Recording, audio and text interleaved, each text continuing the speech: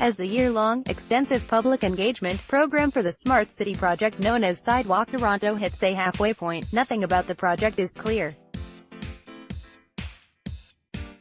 Smart City buzzwords bring no trust or confidence. In 2018 last week, Sidewalk Labs and Waterfront Toronto hosted their second public meeting. Sidewalk Toronto is the name of the joint venture they have created to build a new community from the internet up on a 12-acre piece of land on Toronto's eastern waterfront, a neighbourhood known as Quayside.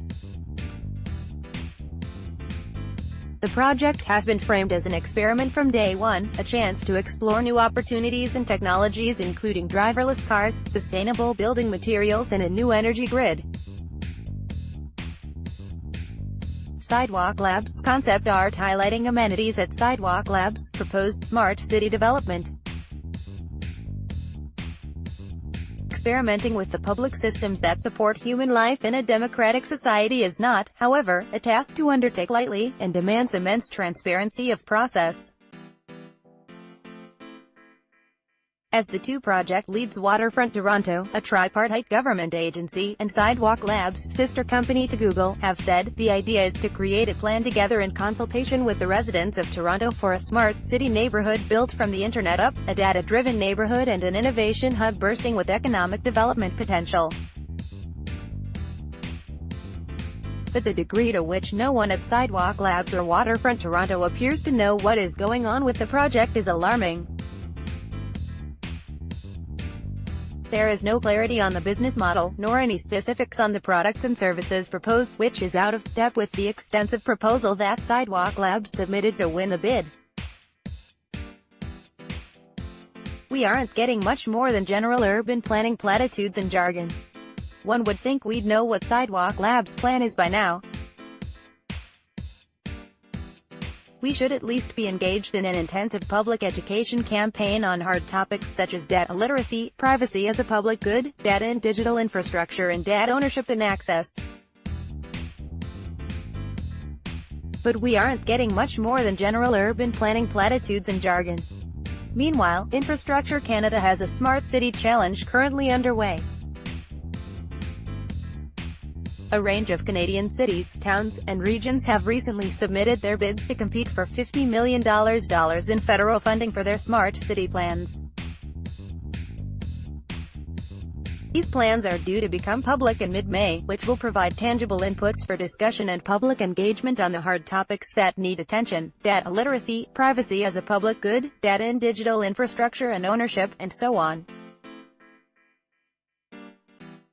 It's telling that public sector employees across Canada were able to coordinate within large and strained work environments to put pen to paper and submit smart city plans for entire municipalities, yet a vendor and a government agency with $50 million committed to the idea can't do the same for a 12-acre plot of land.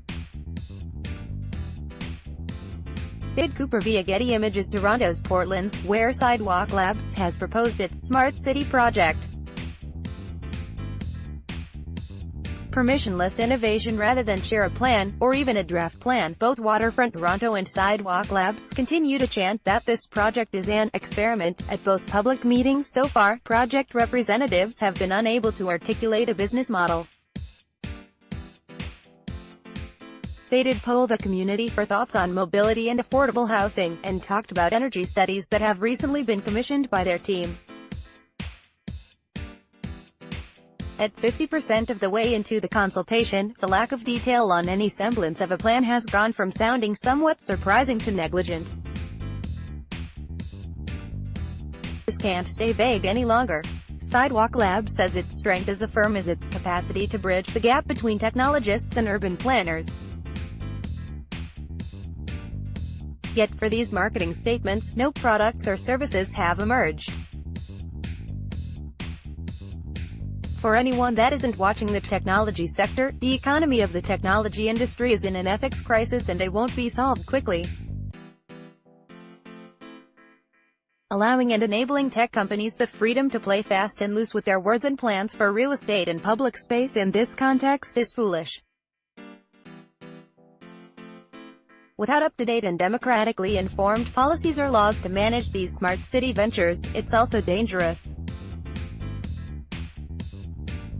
surveillance, infrastructure and control. The narrative that has won the day to date, in terms of media attention, is privacy. Buoyed by Facebook and the Cambridge Analytica scandal, a public awareness of the potential negative impacts of data collection and use is high. And while privacy and surveillance are two very real related concerns, they are but one arm of a many armed problem set looming with this deal. Less discussed but of the same level of importance is data ownership, infrastructure, and the potential privatization of public services and utilities. Not having produced a business plan is bad for many reasons, but most critically it's because one cannot see exactly how a company that may have a persistent long-term stake in the city of Toronto is trying to entrench itself in the delivery of public services. Sidewalk Labs. To be repeated endlessly from here on out, Sidewalk Labs does not have the history or reputation to be at the table for talks about infrastructure, and yet they continue to use the word without expanding on what it means. Infrastructure is critical to a city's operations. This can't stay vague any longer. There is a looming election in Ontario where Hydro One is a lightning rod issue. Whatever public-private ideas are being floated for Toronto's waterfront through this deal need to be named and surfaced, and that needs to happen now. Extend the project timeline until spring 2019. The federal government, the province, and all Canadian cities have been and continue to work hard and fast on the policy side to catch up on the standards and rules needed to manage technology in cities and elsewhere in the country. Their work will continue this year and hopefully set cities up well to be in an authoritative position to buy or build new technology products with a democratic mandate that Sidewalk Toronto has yet to receive. Sidewalk Toronto continues to fail on earning trust due to their inability to come forward with details that anyone could meaningfully run a public consultation on. The project team has a chance to make a course correction and fix its timeline by extending the project to be complete in the spring of 2019. It can bring its draft plan forward in the fall as recently stated.